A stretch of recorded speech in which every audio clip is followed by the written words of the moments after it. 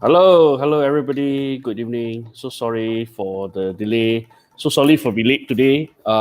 We are 10 minutes behind time, but Yes. less. Not to worry. We will definitely put up the extra 10 minutes for all our audience later. I'm so sorry, and I hope everybody is still with us today.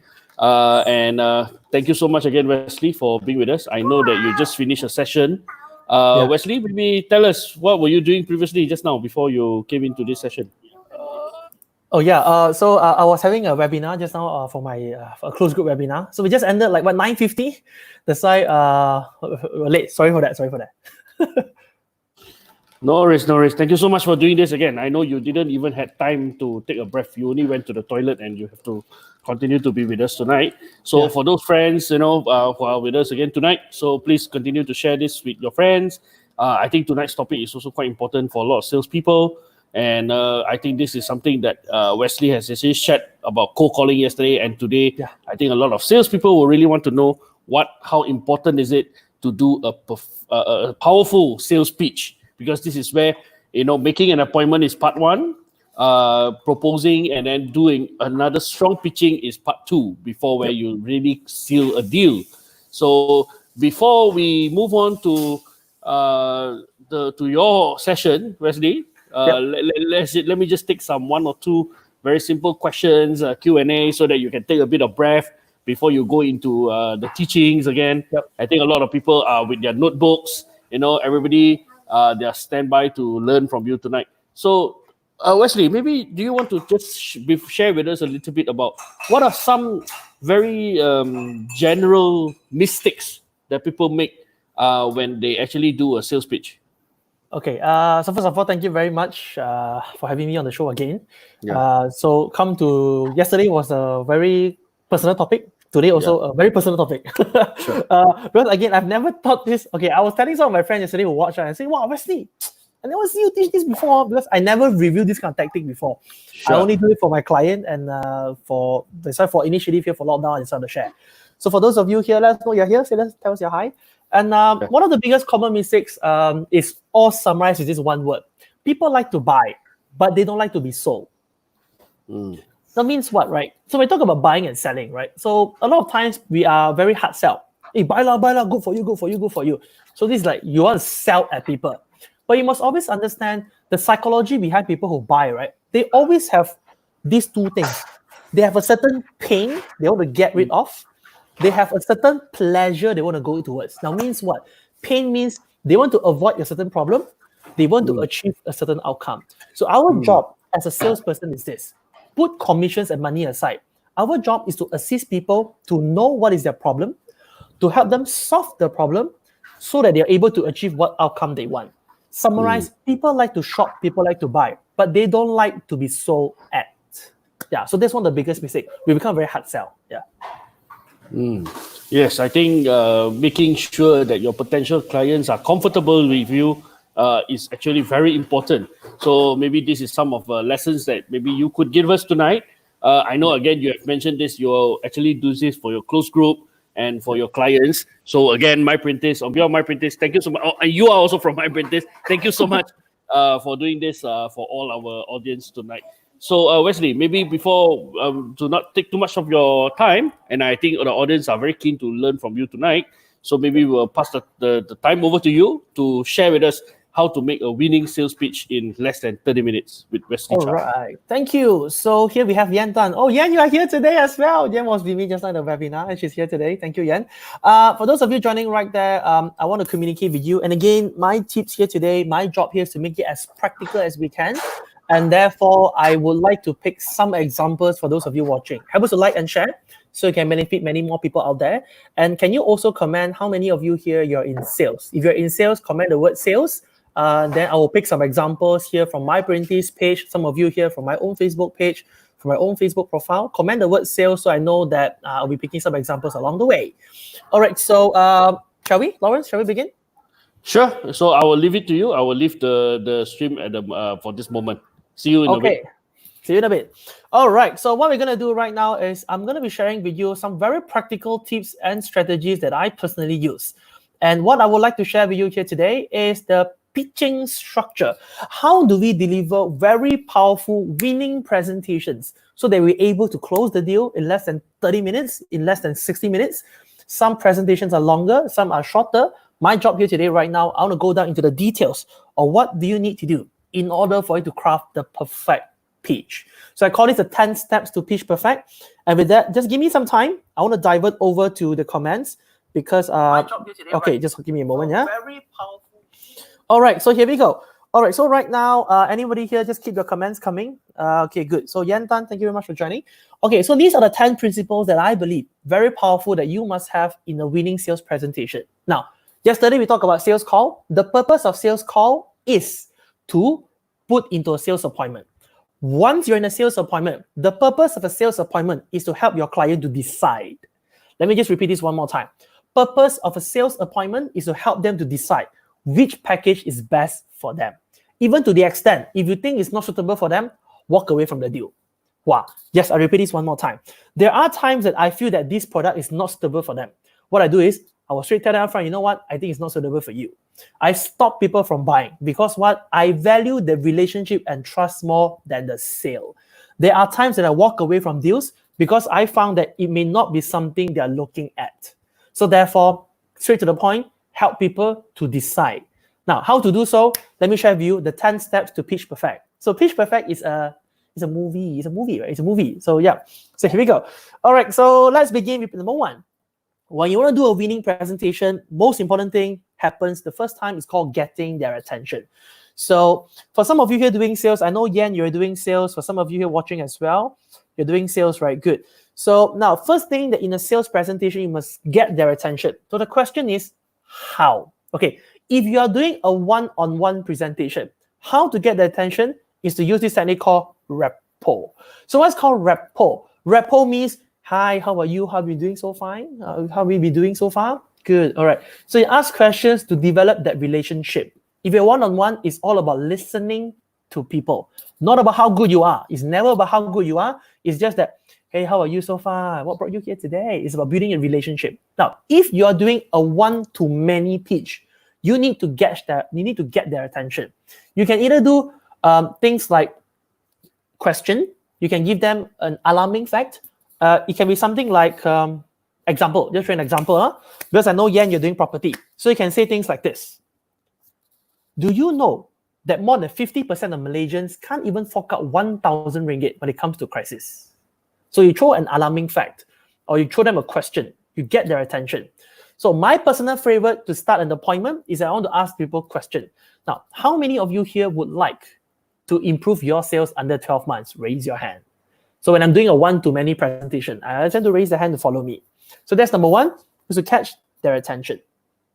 Number two, identify the problem. If you're on a one-on-one scale, right? So one of the best questions you can ever do during a discovery stage, which is you sit down there before you sell, ask them, hey, just before I continue share with you my presentation, right? Just want to understand what are some of your challenges you're facing right now. So you want to know what kind of problems they have. Now, be sincere to listen to what problems they have. Don't assume. Have that conversation, ask them and say, hey, what kind of problems you have right now? Oh, okay, good. Any challenges you face? Okay. So use active listening. Listen to what problems they have. That's on a one-on-one scale. One-to-many, you can't. One-to-many, right? You can't listen to their problem. What you do is that you list down 3 problems you think the target audience are facing right now. Three problems they are facing right now. Maybe people are confused, people don't know how to invest, or maybe people don't know how to do sales. So you want to list down the common problems people are facing. Number 3, what you want to put in your presentation is to let people know at the end of this presentation, what are 3 outcomes, 3 whys, 3 outcomes they can achieve in order for them to solve their pain, solve their problem. So for example, let's say this case, I pick an example from Yan. Yan says maybe, normal challenge of people want to buy property. They don't know how, they are scared, and they don't know whether their loan can be processed or not. So therefore, at the end of this sales presentation, I will share with you a very good property project to help you to invest with low cost. Same time, I can guide you on how you can get a loan by calculating a DSR. And number 3, I will share with you what's the right strategy, and I recommend this project for you. So number 3 is to help them solve their problem. Now, if you're one-on-one, you just tell them how you can solve their problem. If it's a one-to-many, you list down 3 objectives of your presentations. Number 3. Number 4, now you would like to just introduce what you have, who are you, your company, in just a very short scale. Now, for those of you here watching, I recommend you to read out this concept called an elevator pitch. Let me just repeat this. This is called an elevator pitch. So what's an elevator pitch? An elevator pitch is a very short and precise way to introduce yourself.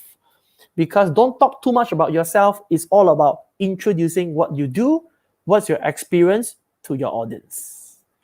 Number 5, the key point is to share 3 unique selling points of your product, of your package, of your service. What makes you so different from other people out there? What makes you so different from other trainers out there? What makes you so different from other property out there? What makes you so different from other companies out there? 3 unique selling points. Very important for a presentation. Number 6, do a simple demonstration. For those of you here have a certain product you can demonstrate. For example, let's say, so this pen, this is how it works. Demonstrate to them. All right. So you want to do a little demonstration. For those of you here, let's say, Yan, again, the property market.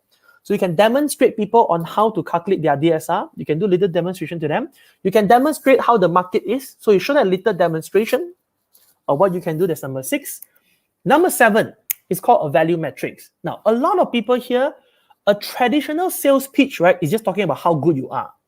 A very good winning sales presentation, you talk about this one thing called as a value matrix. Okay, so how many of you here that you believe value is important? Value is more important than price. If yes, I want you to comment the word value at the comment section right now. All right, so I want you to comment the word value at the side. If you're watching this right now, as I maneuver over different Facebook page. All right, everybody right there, I want you to comment the word value. Comment the word value at the comment section right now. Let's comment the word value. All right, so what is called a value matrix? A value matrix is to answer people's objection even before they ask you. Let me just repeat this one more time. A value matrix is to answer people's objection even before they ask you. I will cover that in the next slide, right? This is a very powerful thing I learned in neuroscience, in neuromarketing. How to answer people's question before they ask you. Now, normally, right, what stops people from buying are 3 things. Too expensive, not the right time, don't know how to invest, don't know how to buy. Number 3 is personal fear, which I'll cover in the next slide later. The moment you're able to tell them testimonials, data, to disarm people's resistance, even before you close the sales, you are already closing it already. So you answer their objection even before they ask you. My personal technique, I'll share with you later. Number 8, craft an irresistible offer. Give them, where is value, how much? If you buy now, maybe buy one, free one, discount 20%. And based on sincerity. Don't really just create scarcity. I personally don't like that because it reflects who you are as a salesperson. So it means what? You create an irresistible offer to give more value than what they're paying for. Again, maybe buy one, free one, maybe got discount here and there, right? You give them a very good offer. Number 9, help them to decide. Ask them, what do you think? Is this what you're looking for? Do you prefer package A or package B? This is called a double bind. Now, in the property industry here, like what Yan you can do, right? So you can say, do you prefer layout A or layout B? Henry, in the financial industry, you can say, do you prefer package A or package B? Do you prefer the life insurance or do you prefer the medical card? Do you want to take the package 125 or the package 250? So give them 2 options, let them pick, all right? Make a choice to them. Let them decide. That's called double bind. Number 10, in a winning sales pitch, very important is you must show your passion. Because if you're just doing a monotonous presentation, people can't feel you're connected with them. So show passion, show confidence, and these are the 10 things that you must put in order to make it a pitch perfect. Now, I do this in my sales presentation and align in a way for me to put everything nice in 30 minutes, 60 minutes, so that I can do my pitch perfect. Remember, people like to buy, they don't like to be sold at. So what I'm going to talk about right now is I'm going to talk about delivering the value metrics. Okay, so for those of you watching, can you please comment what you sell? For those of you watching, can you please comment what you sell? So I can pick example here. If not, then Yen and Henry is like a personal coaching session. All right, so comment what you sell so I can pick your examples here along the way. As I maneuver over different page, I got my personal page and all. So everybody, can you please comment at the side, what do you sell? And then I hope to pick your examples. Okay, just give me a moment as I maneuver different page. Everybody just comment at the side. Tell me what do you sell? Okay, right there. Just give me a moment. Okay, so let's go back to my apprentice page. Okay, good. So comment what do you sell so I can pick your examples here to share with you on the value metrics. Okay, so here we go. Okay, let's come back to the page right there. Let's continue. Just give me some time. Okay, good. So I'm catching, okay, marketing campaign. Hi, Charles. Oh, Charles, you're here. Hello, Charles. Catching breath, Charles. Okay, so let's go to the value metrics. So I'm going to pick an example from Jana, marketing campaign. So the winning presentation will address the value metric. So what's called value metrics? Value metric is to answer people's objection even before they ask you. So it really need a lot of homework to understand your target audience. How do we do so? Very easy. Everybody sit down and list your top 3 objections. How many objections? Top 3 objections. And no matter how many objections you have, okay, Alison Ang, maybe I can use your example later. No matter how many objections you have, you will normally fall in these 3 categories. Number 1, expensive, I cannot afford. Number 2, don't know how, not the right time. Number 3 is called personal, fear, guilty, sad, negative experience, right? Any kind of objection will fall in the finance, money, strategy, don't know how, personal, scared. Some industry will have different pain points. For example, if you sell property, a lot of the customer right now, they say, no enough money, don't know how to invest. If you are maybe Henry, I'm just throwing out loud, may not be a right example, right? Maybe a lot of people say, no money to go and top up their package, or maybe they don't know how, all right? So maybe Jana and maybe Alison Ang sell insole for leg. Maybe they don't think it's needed for them. So they maybe don't know how it helps, and is it worth the money they're paying for? Jana, your one is definitely, I don't know how to turn my marketing campaign online. So these are the possible objections. Now list it down. 3 top objections. Every single top objection, you're going to do this one thing. You're going to do, number 1, the most powerful way to provide value to disarm people's resistance, to give them assurance, is to show them case study. Show them testimonial of your previous clients that you helped them before. Now, let me tell you again. Help people to buy, but don't sell at them. People like to buy, but they like to be sold at. You are not using testimonial to say, you see, wow, come and buy. No. You are using customer case study to tell people to learn from different experiences. Once you got social proof, the very powerful way to tell people, because it's not about how good you are, it's about how many clients and how you help your clients. The way you talk about how good you are, is just one of a very small way to convince people. So social proof, the most powerful one, is to show them testimonial of your previous success story. Not yours, but your customer. So Yan can say how you help people to invest in their dream home. Henry can say how you help to insure other family. Charles can say, Charles from the payroll, how you help people digitize their payroll system. Jana can say how you convert the company offline to online. Alison, pictures or case study of how you help people to maintain good postures by selling insole. If you don't have customer testimonial, use the next thing called observation. Do a demo, which means what? Teach people how this thing can help them. Do a demo, do a demonstration, do an on-the-spot demonstration to them. Means if, let's say, Alison, you got a choice to do a marketing pitch, right? If face-to-face, you ask them to put on, ask them to wear and walk, and ask them to feel the difference. So that's called on-the-spot, called observation and demo. Jana, in this case, maybe you can tell them, okay, normally I help people to turn offline and online based on 3 things. Number 1, market reach. Number 2, target audience. Number 3, something like that, right? You teach people how they can turn it online, add value on the spot. Charles, maybe you can say how you can turn people offline to online. Okay, normally I help people turn offline to online with 5 techniques. 1, 2, 3, 4, 5. You demonstrate to them. Yen, how to invest, how to calculate DSR. Henry, how to know what are the things to look out for the insurance protection plan. Do a demonstration. The next one, the less powerful one, is called data. Means you show them a certain percentage. The least powerful one is to sell them a vision. Now, the flow is if you got customer testimony is the best, followed by demo and teaching. Number 3 is called data. Number 4 is called vision. Okay, long story short, don't know what I say, right? Never mind, I show you. Now, let's say people say, okay, my own sales one, people come and tell me, Wesley, I don't know how to do sales. What I do, I run a sales coaching program. A lot of people say, I don't know how to do sales. So what I do is this. I take my previous customer testimonial and I say, this customer of mine, case study, also don't know how to do sales. Now, one of the things I want to recommend you is you forget the way you do sales last time and you learn this technique called a low pressure selling tactic, which means you just build relationship and keep adding value to people.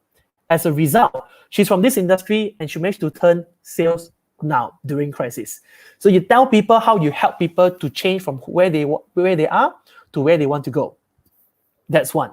Number 2, I teach people a concept called heat of conversion, where on the spot I do a sales pitch. I teach people, you know what, how you can straight away turn. You do 1, 2, 3. You teach people on the spot. You teach them, provide education. You demonstrate with them on the spot. Next one, I can even say things like this.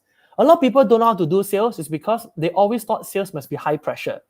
No, during crisis, use a value-adding low-pressure tactic. Now, based on data, 57% of people said they would encourage to make a purchase from a salesperson who doesn't try to apply pressure. It's a research that is done online. Number 4, in my sales coaching, I hope to train 1,000 salespeople double their sales under 12 months. So if I arrange my presentation value metrics, I show the testimonial first, then I teach the demo, I show the data, and I show the vision. If you show all, it may take time. So maybe I put 1 or 2 only. The rest, I keep it at the side. So this is the reason why you need to put in your sales pitch to convince people and to answer them even before they voice out their objection. So this is called the value metrics. So let me pick an example from Allison. Allison, number 1 is customer testimonial. Take from a customer, right, or from a different age group, maybe somebody who got back pain. Number 2, educate people how this thing can help relieve the back pain. Number 3, a data that you have. Number 4, maybe your dream is you want to help as many people as you can. That's what you can do. Charles, number 1, show an example of how you help people turn offline to online using payroll system. You teach them key criteria for them to consider. Number 3, give a certain data of how many companies manage to turn digital. Number 4, your vision of the company. Marketing campaign, Jana, testimony of companies you managed to have in marketing. Number 2, you tell that to turn online marketing campaign successful, these are the 3 things you must have. Next one, percentage of data that you have. Last one is your company's vision. Henry, testimony of people you managed to help them to claim protection. Demo, teach them 3 things you must know about your protection plan. Next one is data, how many percent of people, diabetes lah, insured lah, COVID lah. Then the last one is in terms of your vision. Yan, customer testimonial, teach them in between 3 tips to invest maybe. After that, a customer percentage, maybe people will buy this area, how many percent of increment, show them data, trend, comparative study. Last one is a vision of you. So this is called a value matrix, which is very helpful to deliver a winning sales pitch. Okay, so just to do a very quick recap, right? Winning sales pitch, get their attention, throw out what 3 problems you want to solve, 3 outcome presentation, introduce your product, 3 unique selling points, demonstrate how, do a value matrix testimonial, then teach them how to do it, then giving data, show vision. Number 8, irresistible offer. Number 9, help them decide choice A, choice B. Number 10, show your passion and sincerity. All this would only work when you are sincere, because sincerity beats strategy. So these are the 10 things that you must have to have a winning presentation. So I hope that this helps. And right now, I want to take Q&A. Anybody here who got any questions, Q&A, can address to me. And therefore, I'm going to exit the screen share and I'm going to hand over back the floor to my beloved co-host, Lawrence. Hold on, let me just stop screen share. Okay, so here we go. I'm back. I think this is very good strategy, very detailed. Again, if you, for all the audience out there, if you have not paid Wesley, so you definitely will not get this. I think he's only doing this because it's for my printers and it's also for our audience that is watching tonight. So again, thank you so much, Wesley. And we're going to take some questions from the floor as well on pitching, because again, yesterday you did a very, very, very good insight about how to actually begin your cold calls, and actually then how to reach out to people that you have not met before, and then how to make appointments. So now that you have made appointments, what do you do with that? So for those audience that you have any questions, please put it on the comment section. I will read it to you. Wesley is going to spend a bit more time with us on answering your questions. But Wesley, so you have shared very good tips and very good strategies on how to actually do a powerful pitch, within a very short period of time. So what are some of your other, you just now, before we start, we actually mentioned about some mistakes, some basic mistakes that people make when they do pitching. So maybe do you want to tell us a little bit as well on maybe there are some people who do they need to do extensive research? Do they need to do extensive studies, case study, before they do a very complete presentation? So is it the idea that is presented, or they need to actually have a very wholesome presentation, very detailed, very, income with figures? Because I think this is something that people are afraid of. My presentation is not good enough. So what is your comment about this? Okay, so thank you, Lawrence. Before I address your question, right, I want to say hi to Sam. Sam, I just saw your comment because you are a commenter over my personal page. Sam is the corporate training value. So I walk through Sam's example first. Is that okay, Lawrence? Okay. Okay, so Sam is a good friend of mine. Okay, so value means, number one, you can use customer testimonial and how you transform people through customer training. So you can use testimonial and how you help them to transform into a good learning experience, produce result. Second one is you can teach them. Okay, so normally in training, right? So these are three things that make training work. Then the third one is called data. If you have a measurement point data, like for example, 70% of people prefer experiential learning, maybe like, based on all the clients, they increase by 10% in sales. So you give them a certain data. Last one, the vision of the company. So that's what you can do, Sam, in terms of the value part to arrange your value metrics. Okay, coming back to the question. Your question has, do they need to prepare a very detailed presentation? Yes. Okay, here's my take for you. I will over-prepare. I will over-prepare, but I won't show everything. I want to depend on the audience in front. Because one thing right now in our laptop, right, we can skip slide. I see. We can skip slide, right? So we can skip slide. So towards maybe the final 5 minutes, there are some things that you put, there are some things that you hide. Depends on your target audience.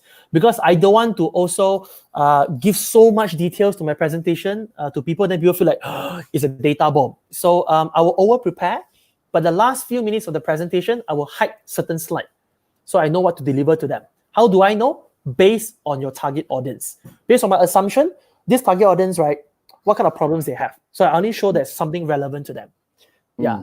Having said that, a presentation is always emotional and logical. Logical means your facts. Emotional means, hey, how are you?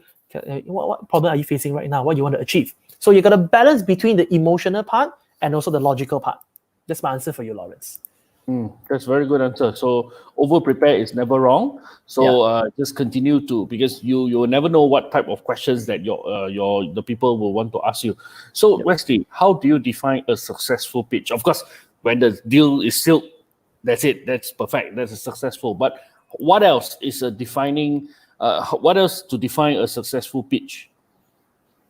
Clear. The thing is clarity. So I think a lot of people, next challenge is they're trying to present a product that doesn't have clear USP. Because if your product doesn't have a clear USP, right, then your product will be like any other people, right? So you're just like very ordinary. You're just like any other people. So here's my take. There will always be a lot of products out there, and especially right now, the whole world is becoming very borderless, which means there's so many opportunities. You want cheaper that you also got. You want expensive also got, right? So it's not about comparing that. It's about comparing what makes you different compared to other people.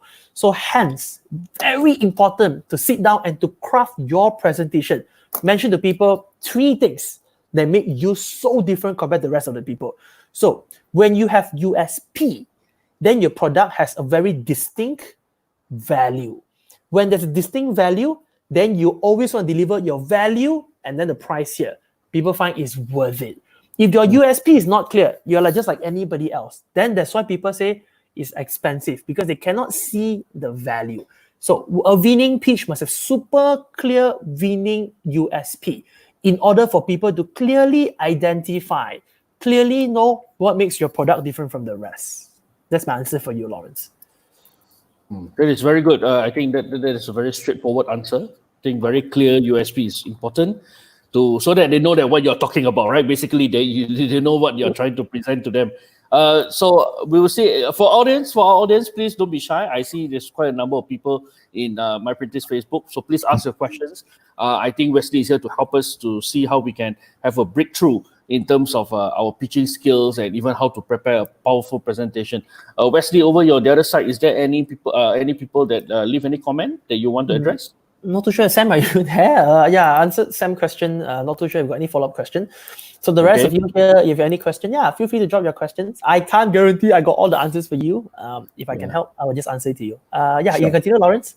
Sure. So what I'm sure all of us have failed before in doing a pitch presentation and things like that. So what did you get? I mean, what was the response that you get when you previously? Of course, now you are definitely, people say you are professional now. So no, I got a long way to. I still got to learn.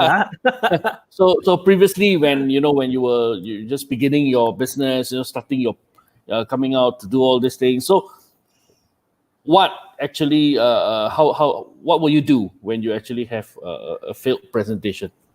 Okay, I tell you the mistake I did last time. Is it okay, Lawrence? Sure. Last time when I do a sales pitch, I always thought it's all about myself. How good am I? How many?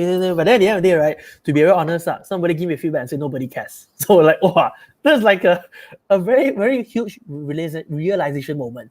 And I like that feedback because it has totally changed the way I look at sales. It is not about how good you are, it's about how you help your customers. Okay, very philosophical, but it's not about what you achieve, it's how you help people achieve what they want. It's not about how good you are, it's about how you help people to be better version for themselves. So I would like to think that my previous failure experience has taught me a lot of very powerful lessons, not to focus on me as a salesperson, but to focus on the person in front of me. Help them solve their problem. And can I share with you an interesting story, Lawrence? Please. Okay, I'm still learning a disclaimer. Whatever I have is whatever I apply, based on what I learned. One of the ways I would recommend you to learn sales pitch, right? Go and search out Dragon's Den and Shark Tank. Dragon's Den and Shark Tank. Two of my favorite shows when it comes to sales pitch. They give very short sales pitch in under 5 minutes, right? Okay, so come back to the point. So back then, I don't know, I just go and whack, I just deliver. So there was one time, there was really, I still remember this. So it was a company, public listed company, right? Which I don't want to reveal name. And give me a thinker on a LinkedIn and say, hey, Wesley, we're searching around. We find that you're quite a good trainer. Can you come and deliver a pitch for our company looking for a trainer?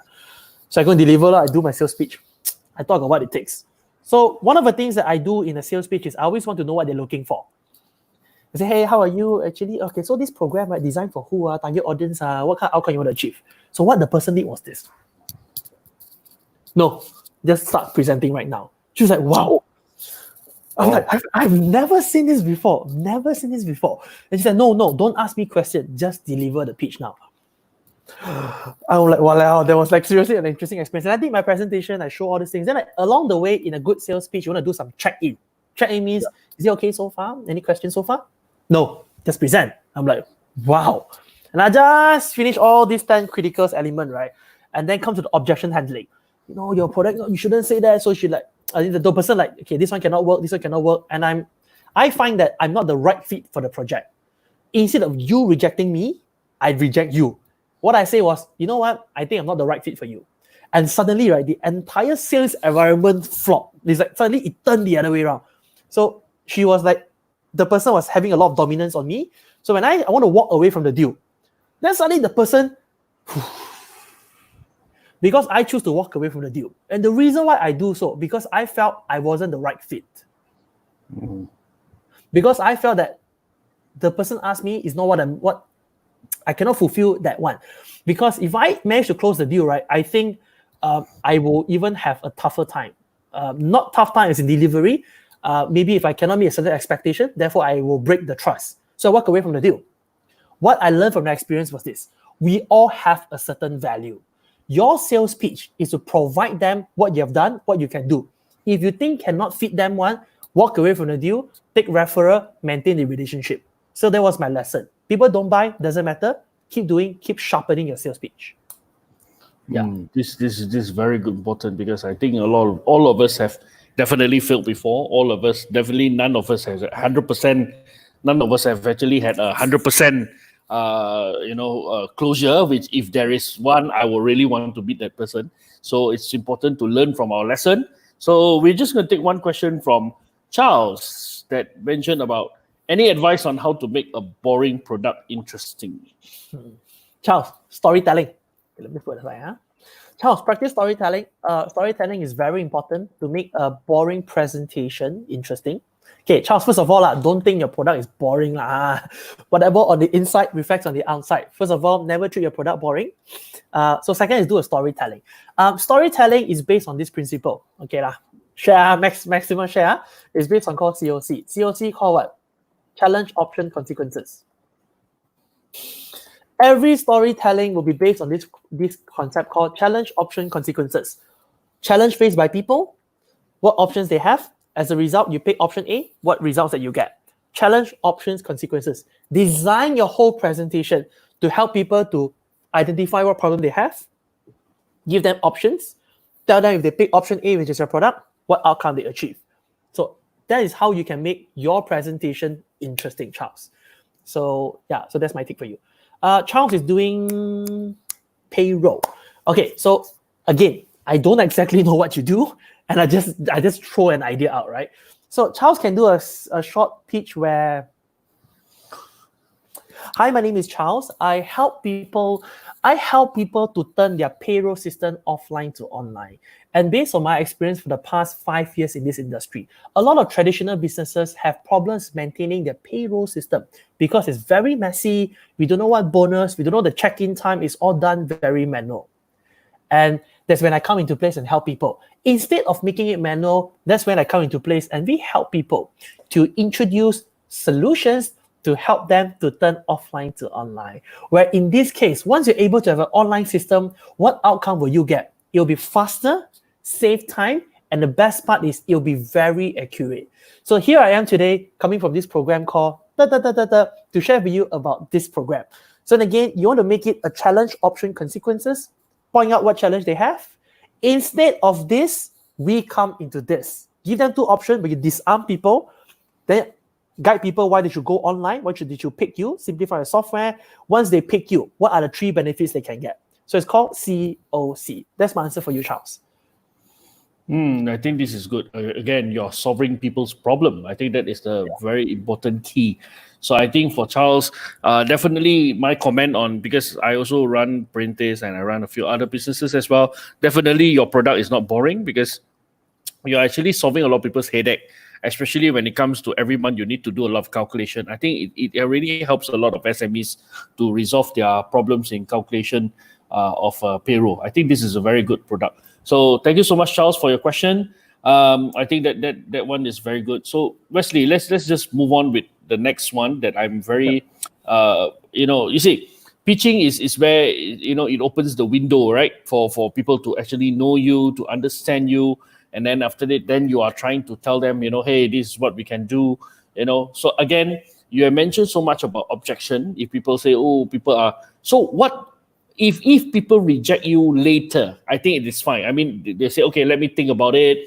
And then, I think you mentioned a bit about the examples just now, but what I'm saying is if people do so in front of you, if people do so that, they play some negativity, or it could be on purpose, or it could be on, just trying to get something out of it, what do you propose them to do? Because there are some people who are, I don't like to use this word, but nasty people. They will just want you to, they just throw in negativity, they just throw in bad questions for you during your presentation. So what are your tips for this? Chances are these people want to test you. Okay, so there are 2 answers to that. So one of the things that we must do, we must always maintain rapport. Okay, salespeople is a very, okay, I typed that, Lawrence, I typed that. So we must always maintain rapport. Maintain rapport means what? The moment they be nasty to you, it's already too late. Yeah. Okay, meaning what? Rapport is like money. The moment you realize you don't have enough, already too late, already jialat. So that's why you got to start doing rapport from the start until the end. The moment they are nasty, it's already too late for us. So the question is, how can we start doing rapport? Active listening, listen to what they say, ask questions and say, yeah, nod your head, smile, repeat what they say. These are called active listening. Energy, optimism, maintain a smile is very important because people nasty, right? They keep smiling and see you not, right? They also like, it's like you go to a hotel. Nice hotels, 5-star. You want to be nasty to them, you're also very hard because ambience very nice. Ambience very nice. People nod and smile. They say serve you. You also like, never mind. So energy is very important. Active listening very important. This is to maintain the rapport. Now the next part, how do we avoid people from being nasty? One of the techniques for me to do is called regular check-ins. Okay, let me write it aside. Check-ins. Check-ins means what? Talk halfway. Then you can ask like, hey, are you following so far? Okay, talk halfway and say, hey, what do you think? Talk halfway and say, is it okay if I continue? So you want to check in with them every now and then in the presentation. Now, theoretically speaking, a research says for people to buy, they must say 22 yeses. I repeat this one more time for you, Lawrence. For somebody to buy at you, right, you must get them to say 22 times yes. How are you today? Is it okay if we start now? Yes. Okay so far? You want me to continue? Yes. Are you okay so far? Okay, yes. So you're like, yes, 22 times. Honestly, I never count. I don't want to be so conscious. But the idea is this. You want people to, yes, little agreement, small agreement, small agreement, small agreement, small agreement, bigger agreement along the way. So your job is to start closing them during the start of the presentation. So yes. So the moment you ever decide, would you prefer A or B? Then they have less resistance because you've already trained them to say yes along the way. So a regular check-in will avoid people from being nasty. Nasty people normally don't like to talk. Sit there cross-eyed. So the moment you ask them, what do you think? You are forcing them to respond to you. Human behavior, we are obliged to answer people's question. What do you think? How's it okay so far? If you say yes, chances are from like that, close, they become open and they lean forward. Regular check-in to ask them what are their thoughts. Are good points to avoid nasty people. Yeah. I think this is very good, and I think this is very important to always keep your energy, keep your rapport.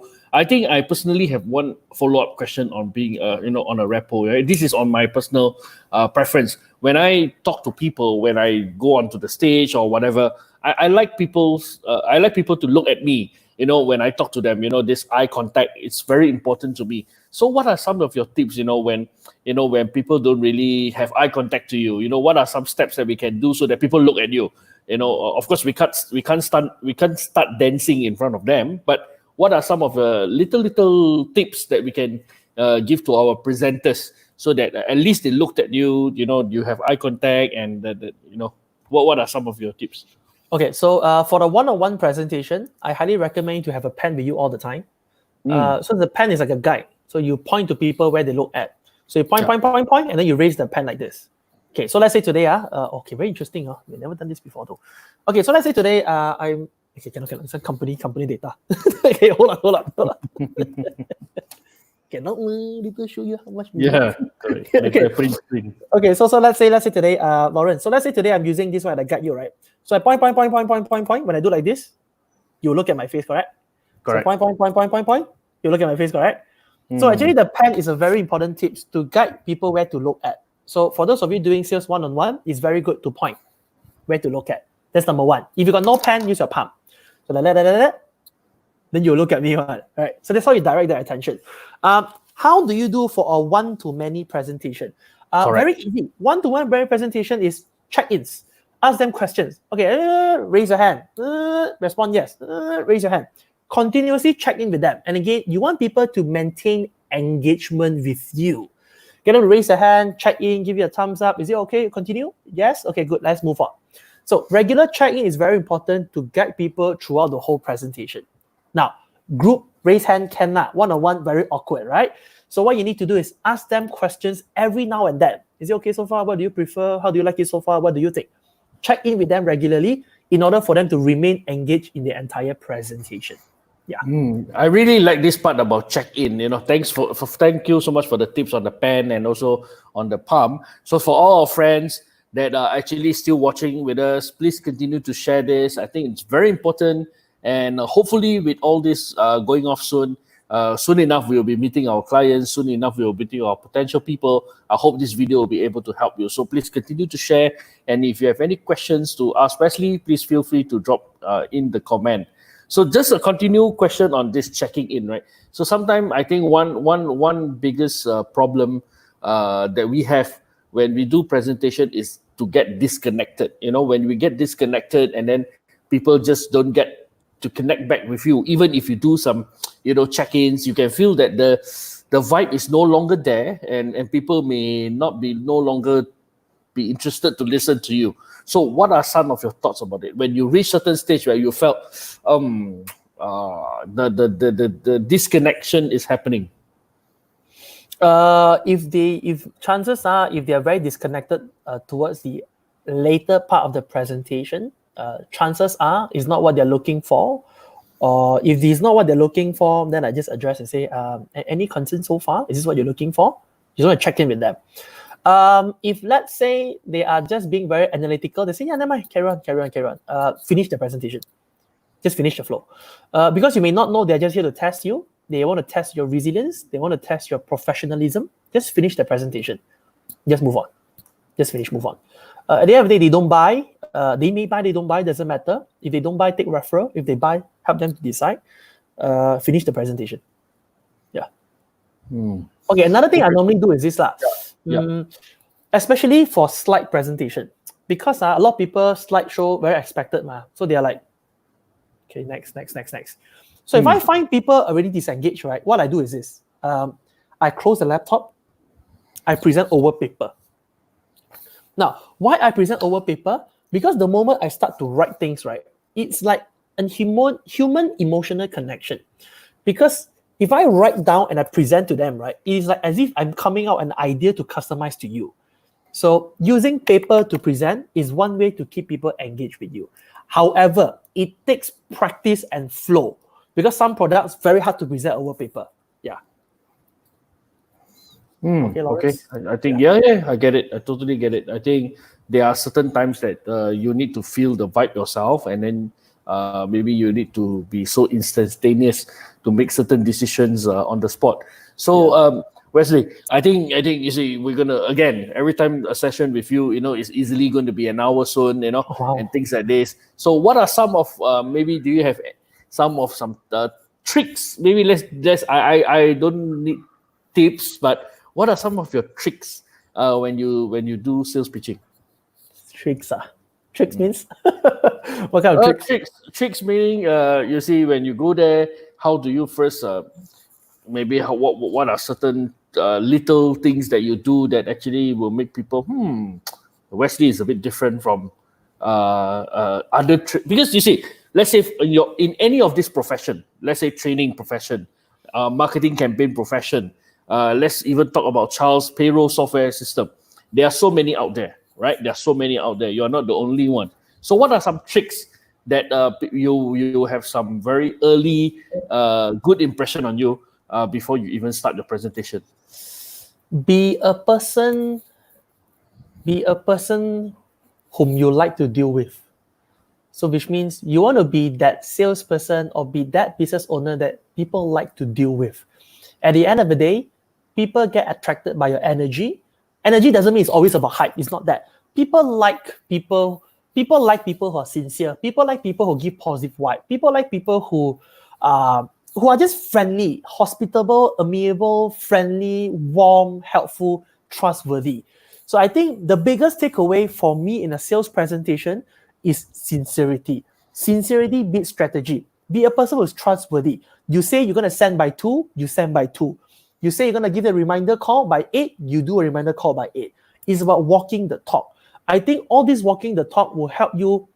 It's not just how to craft a pitch. It's about being that salesperson that people like to deal with.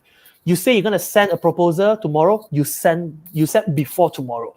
So it's about walking the talk. Integrity is very important. Be trustworthy, give positive vibe, be who you are, who you want people to respect. So it's about walking the talk. So I think that is like integrity. I think it's integrity, trustworthy integrity. It's all concepts, but if you ask me, is very, very important because people want to test whether you're trustworthy or not.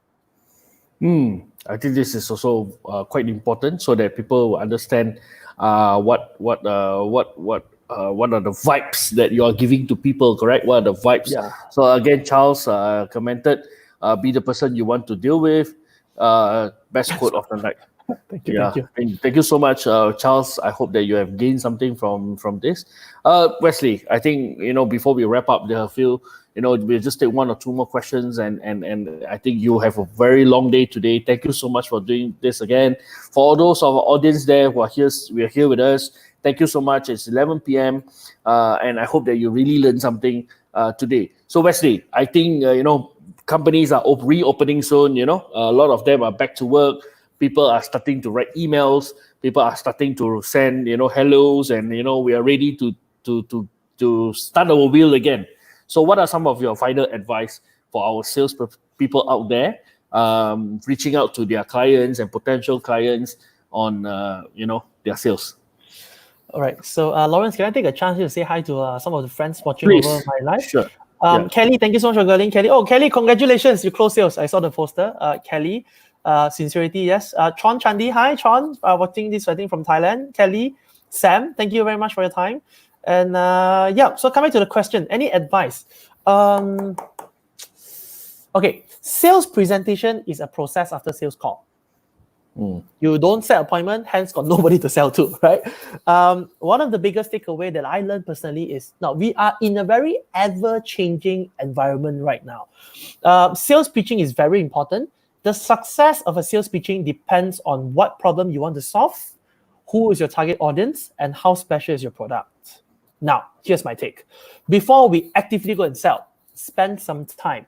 Understand your customer right now. And I can't emphasize this more than so many times again. Every single time you ask me a day, I'll tell the same answer.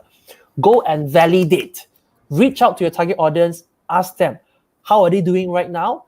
What kind of problems they face? What outcome they want to have? How has things changed for their business? Get in touch with them. Like what I learned from IQI, Daniel and Josh says, have a very close ears and mind towards the heartbeat of the market. Be very close to them. Check with them. I got this product right now. Can suit you or not?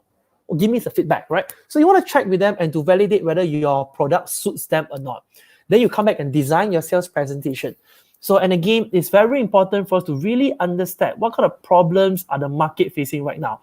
Our own target audience, what problems they face, what they want to know, what's their behavior right now. And I can't emphasize this more than enough. It's about knowing your customer audience so well. You know what problem they have. You know how things change for them. If they cannot afford, break down your program, break down your product, understand what the problems they have, design materials to solve them. So that's my take for you. That's very, very, very important. So I hope that for all salespeople out there, start talking to your clients, start talking to your potential clients as well. Understand, because I think because of this MCO and because of all this pandemic, so maybe there's a lot of changes in terms of what the company needs at the moment or what your client needs at the moment. So I think this is a very timely advice. Validate with your clients. So thank you so much, Wesley, for spending your evening with us again. I think these 2 days is very important. We have actually gotten to have some tricks about how to actually do cold calling and how to actually build your heat up with people that you don't know through calls yesterday. And today we actually learned a little bit more about how to do a powerful sales pitch. And for those who actually are with us, so kindly go to our MyPrentice Facebook. The videos are there. You can definitely go and continue to learn, share it with your friends. And for those that who are interested in getting Wesley's ebook, please go to the link that will be shown shortly and put in your details, and Wesley will be sending to you over his super 14 days ebook right to your email. And the link will be up shortly. It's at the comment. So please go and click on the link and fill up your details. And for those who are also following us in MyPrentice, join us in all our social media, our YouTube, our Facebook, and also join our Telegram channel, Yayasan Perintis Malaysia, for you to get our latest information. And we're going to do this every day until MCO ends. And tomorrow, I think we're going to have a very exciting speaker that is going to share a very exciting topic about some tips and tricks as well. Of now that we have learned how to do calls, now that we have learned how to make powerful presentations, after this, we're going to learn how to do powerful videos. I think this is something that is going to be very, very interesting. So Wesley, again, thank you so much. And I hope that you have enjoyed the session with us. You have spent so Yeah. much time with My Prentice. Yeah. And for all our audience there, follow us. And definitely we will bring you more other contents. With that, I'll sign off for tonight. Signing off, Lawrence and Wesley from My Right. Prentice. Thank you, everybody. Thank you so much for your time. And everybody stay safe and stay at home. And I just want to thank people who are here today. Chandi, thank you very much. John Chandi, you're most welcome. Thank you for joining as well. Charles, you're watching this. Thank you, Charles. Yan as well. So we've got people joining in. Yan, Henry, Jana, thank you very much. And I want to take this chance to say thank you and stay safe. Yan, Yan, you're here. I know you're here. Thank you so much for watching this. And again, Lawrence, I want to thank you again. I can't thank you more than enough. You give me 2 times chance to come in here and speak. Thank you, Alison. I hope it helps. I personally want to thank you, and I hope that's been helpful for our audience here today. Yep. Thank you so much. Thank you. Good night, everybody. Take care. Okay. Stay safe. Bye. Don't run out. Bye-bye. Bye. Thank you, Charles.